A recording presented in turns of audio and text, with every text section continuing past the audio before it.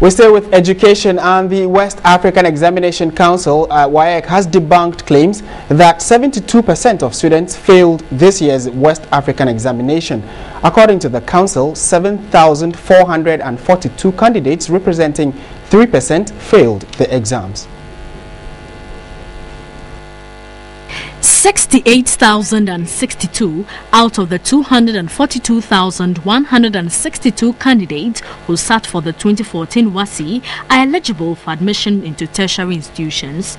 The figures represent 28.11% of candidates who obtained grades A1 to C6 in at least 6 subjects, including English language and mathematics. While some have described the results as one of the worst in the country's history, others claim it is one of the best. It looks like students who got from A1 to C6 are only 3 out of 10. What that means is that 7 out of 10 did not make it, and I think, frankly, that's cause for an alarm. What it means is that less than half of the population that took this particular examination did not make it, and I think it needs to be addressed. We can say that the result, this year's result, is very good. But if somebody gets A, and D7, the D7 itself is a pass. So it means that person hasn't failed. So it is erroneous to say that those outside the 28, all of them failed. That is not the situation. Despite suggestions and reports in some sections of the media that 72% of students failed the examinations, the West African Examination Council has debunked this claim. 72% of candidates did not fail.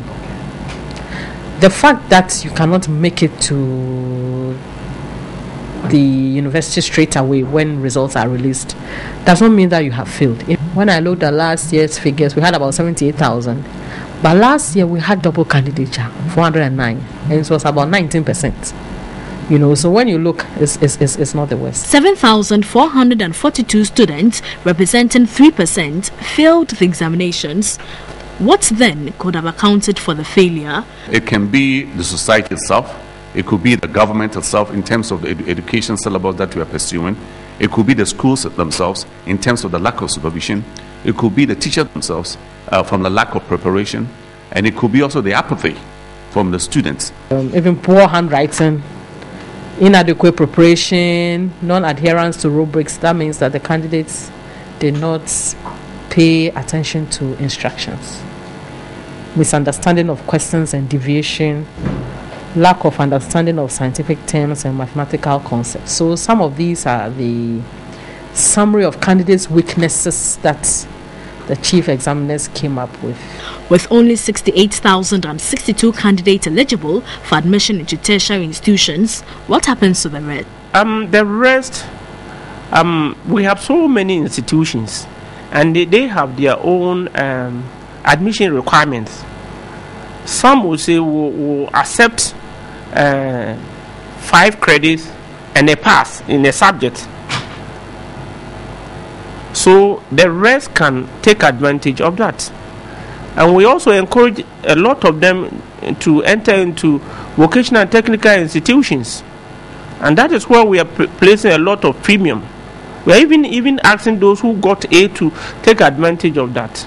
There are many other opportunities for many of them. Some can even learn trade, and they can also take it as a job themselves. See, what hurts me is that some will give up, and it will be very unfortunate.